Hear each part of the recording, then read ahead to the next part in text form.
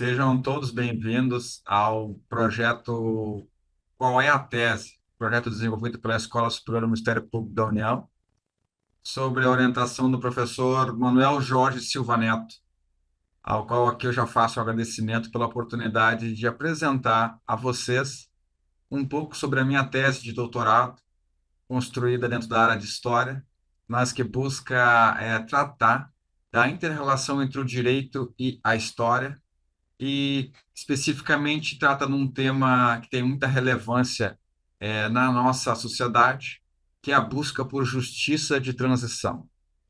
Uma reflexão teórica sobre uma série de medidas, na verdade, especificamente uma série de ações, nesse caso aqui, ações penais, que o Ministério Público Federal vem desenvolvendo a partir do ano de 2013, no contexto de busca por responsabilização criminal de agentes de Estado envolvidos em práticas sistemáticas de violações de direitos humanos.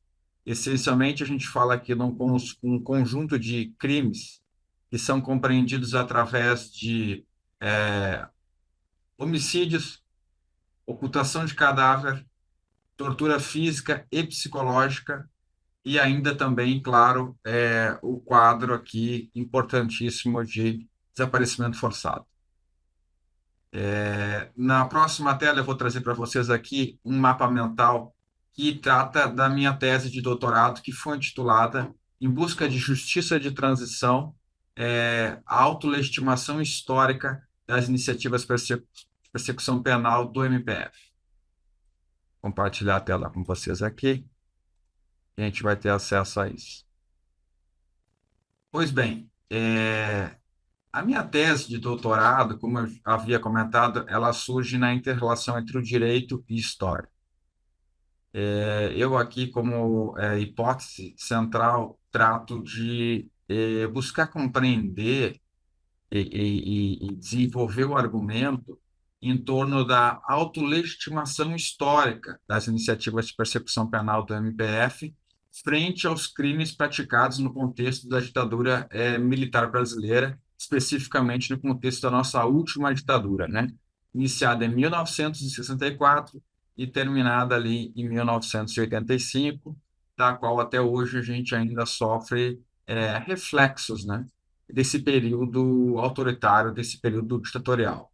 Reflexos que a gente pode falar de uma forma rápida na chamada tradição da legalidade autoritária, por exemplo. A gente pode ver aí alguns instrumentos aí jurídicos, alguns instrumentos legais que foram constituídos nesse período ditatorial e ainda trazem algum efeito sobre o nosso panorama jurídico brasileiro. Mas esse não é o tema da tese aqui. De uma forma geral, a minha tese de doutorado está dividida em 4 capítulos, e os capítulos são esses que vocês podem perceber aqui. É necessário, antes de tratar dos capítulos, eu fazer aqui um comentário que eu sou, claro, servidor do Ministério Público Federal, sou técnico em administração, né? E ingressei na instituição em 2008. E desde 2008 até 2019, eu venho desenvolvendo pesquisas de caráter acadêmico sobre iniciativas de reparação e responsabilização dos crimes praticados no contexto da ditadura militar brasileira.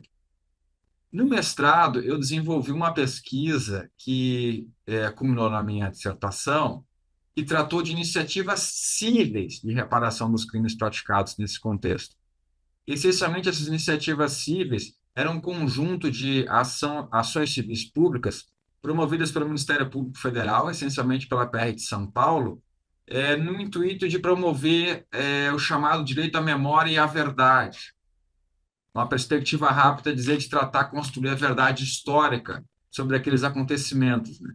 Trazer elementos que auxiliem a sociedade brasileira a compreender melhor aquele período e, principalmente, a buscar desenvolver uma relação jurídica entre os indivíduos, entre os agentes envolvidos naqueles crimes e os crimes propriamente ditos, né, nesse período. No doutorado, eu evoluí um pouco, então, essa minha pesquisa e fui tratar das iniciativas penais que se iniciaram no ano de 2013 que no capítulo 2 aqui da minha tese, eu trago as teses institucionais que autolegitimaram, aqui a minha perspectiva que eu vou desenvolver depois, vocês vão poder observar melhor na tese, que autolegitimaram, então, essas iniciativas de persecução penal. Autolegitimar numa perspectiva histórica. Durante o trabalho aqui, a leitura dessa tese, vocês vão poder compreender melhor esse meu argumento que eu venho desenvolvendo dessa construção histórica, autolegitimação histórica, que se deu no interior da segunda Câmara de Coordenação e Revisão do Ministério Público Federal, com a homologação das três teses institucionais que estão contidas aqui nesse capítulo 2, que daqui a pouco mais eu vou detalhar para vocês. Dito isso, no capítulo 1, eu traço aqui um panorama sobre o Ministério Público Brasileiro e o campo da justiça de transição. Eu venho trazer ali alguma perspectiva para a gente compreender como é que o Ministério Público se constituiu e como é que o Ministério Público a gente percebe ele hoje a partir de uma perspectiva histórica, né? Essencialmente, eu trato de compreender como um grupo de procuradores, por vezes de promotores, se organizou historicamente e politicamente para buscar tornar essa instituição, que é o Ministério Público, uma instituição permanente da justiça brasileira. Como é que se deu isso, né? Isso eu trago um pouco no capítulo 1, essa mobilização em torno dessa instituição chamada Ministério Público. Trata também do tema da justiça de transição propriamente dita, né? Dentro do marco analítico da justiça de transição, e acentua aqui na perspectiva do marco analítico da justiça de transição, acentua aqui um pouco da minha perspectiva metodológica que eu desenvolvi nessa tese, né? Da qual eu vou trabalhar com um chamado individualismo metodológico, que trata de compreender um pouco dos fenômenos sociais a partir da perspectiva individual. Como que indivíduos, sujeitos históricos, optam por buscar a reparação e a responsabilização desses crimes praticados no passado, nesse passado autoritário. Por que razão eles se envolvem em torno dessa busca, né? Um pouco disso vai ficar mais claro no texto dessa minha tese, que eu já convido todos aqui a lerem de uma forma mais detalhada. A justiça de transição é um fenômeno que, segundo o professor John Elster, filósofo norueguês, tem uma perspectiva assim, multidisciplinar, ele conceitua ela como sendo um fenômeno surgido ainda lá na Grécia Antiga. Nas transições dos regimes políticos atenienses, ele percebe e reconhece ali elementos de justiça de transição. E depois ele vai acentuar no livro dele, que foi intitulado O Acerto de Contas, ou Rendição de Cuentas, né, em espanhol. Ele vai acentuar depois também na transição do regime borbônico na França no século XVIII. Então, você vai encontrar ao longo da nossa história vários períodos que a justiça de transição ela apareceu, ela foi adotada para impedir que o passado autoritário, né, ele se repetisse no presente, nos governos aqui que ora se estabeleceram. Então, é interessante esse conceito, bem interessante. O segundo capítulo, eu vou enfatizar ele de uma forma bem prática aqui, para acentuar as três teses institucionais que elas foram construídas no âmbito da segunda Câmara de Coordenação do Ministério Público Federal, segunda Câmara de Coordenação e Revisão do Ministério Público Federal, a partir de 2013, que elas têm um efeito bastante significativo do ponto de vista da história brasileira. E eu vou enfatizar isso porque essas teses permitiram, então, o ajuizamento de ações penais, que ficam no capítulo 4, aqui que vocês podem observar. E mais do que isso, essas teses institucionais, e eu vou desenvolver um argumento para reconhecer nelas a autolegitimação histórica dessa busca, persecução penal por esses crimes que foram praticados no contexto da ditadura, elas fazem com que o Ministério Público Federal ele rompa um passado de nação estatal diante desses crimes. Porque esses crimes eles aconteceram essencialmente nesse período de 64 a 85. Entretanto, somente 3, 4 décadas depois da ocorrência desses crimes, foi que o Estado brasileiro buscou responsabilizar penalmente esses agentes de Estado envolvidos nesses crimes. Por que razão isso surgiu somente quatro décadas depois, 3 décadas depois, talvez, dependendo do crime.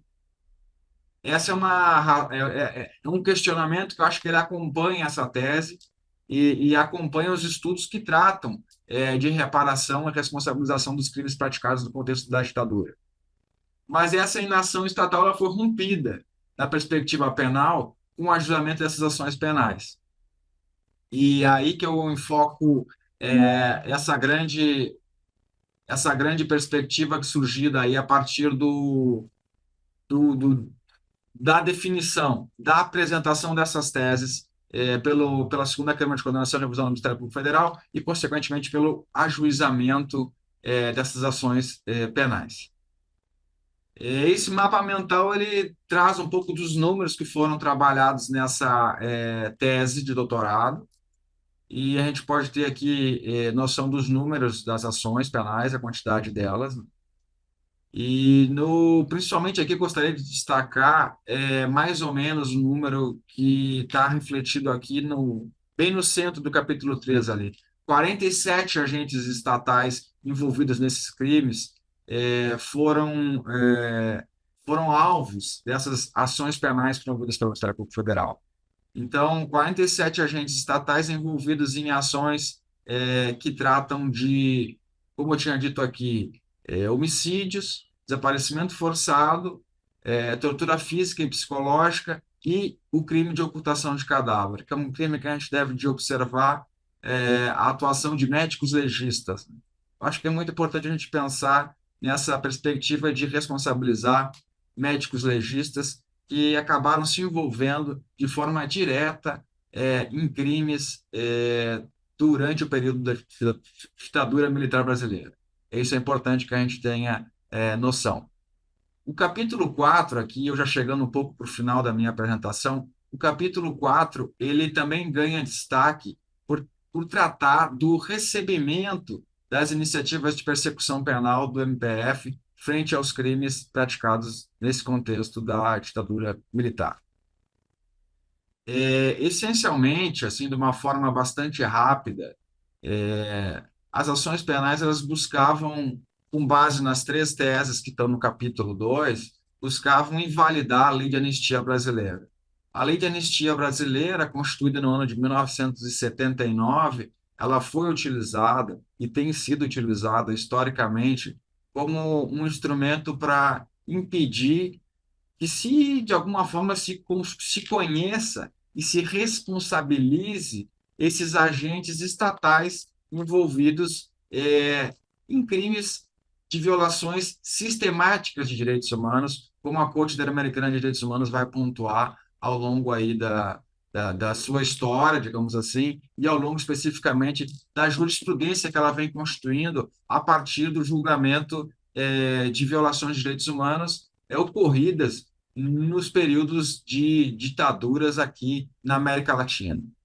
Então, a gente pode observar aqui nesse capítulo 4, e essencialmente eu tenho que destacar aqui, que esse acompanhamento, esse levantamento que eu fiz do capítulo 4, ele trata até o ano de 2019. Então, muitas dessas ações penais, elas tiveram, digamos assim, um andamento que até então não tinha previsto, que agora a gente pode até buscar conhecer ele, né? Grande parte delas aguardavam recurso junto ao TRF, ou até mesmo algumas chegaram ao STF, para tentar tratar desse tema da lei da anistia. Não essencialmente só da validade da lei da anistia diante desses crimes, como também outros aspectos. Mas, essencialmente, era um pouco isso, né? Como que a lei de anistia ela poderia ser invalidada para conseguir promover continuidade dessas ações, para conseguir promover a aceitabilidade dessas ações penais no contexto do judiciário brasileiro. E essa é uma questão que é central e é bastante polêmica, né? Além de anistia, tendo validade sobre esses crimes praticados nesse contexto de violações sistemáticas de direitos humanos. De uma forma geral, então, a gente tem ações penais que foram desenvolvidas, que foram ajuizadas em São Paulo, no Rio de Janeiro, no Pará e também ali no estado de Goiás, tá?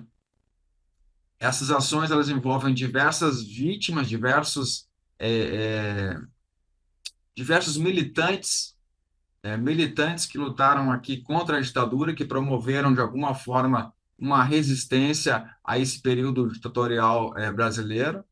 E é bastante interessante porque essas ações penais, elas, além de terem vários reflexos no âmbito jurídico, elas também trazem uma perspectiva do campo histórico, que é de fornecer elementos, fornecer provas, e mais do que provas, elas trazem evidências para a reconstituição desse passado histórico. Então, elas têm muita viabilidade para se constituir esse passado histórico brasileiro, no momento que elas trazem à tona documentos que até então estavam sob sigilo, digamos assim, um sigilo de alguma forma, digamos assim, próprio de quem tem algo a esconder, quem procura deixar de lado uma responsabilização de agentes, né? A gente sabe um pouco do que a gente está falando aqui, então essas ações elas têm vários aspectos que são positivos, muito positivos, e um deles eu destaco aqui seria trazer à tona documentos que até então historiadores de nenhuma parte do Brasil teriam acesso. E elas trazem e divulgam não somente para historiadores, como para toda a sociedade brasileira. Enfim, é um panorama geral do que foi essa tese, eu apresentei aqui para vocês agora. Já me coloco à disposição aqui para esclarecer qualquer dúvida que tenha ficado sobre essa própria apresentação, ou mesmo sobre a minha tese de doutorado, que está disponível no nosso repositório adicional do Ministério Público Federal, e mesmo na internet é possível a gente localizar essa tese. Eu tenho um projeto agora no próximo ano, 2025, publicar tanto a minha dissertação de mestrado quanto a minha tese em livro, para poder divulgar esse conhecimento de uma forma um pouco mais ampla. Agradeço aqui a atenção de vocês e tenha muito sucesso o projeto Qual é a Tese da Escola Superior do Ministério Público da União. Obrigado pela atenção de todas e todos.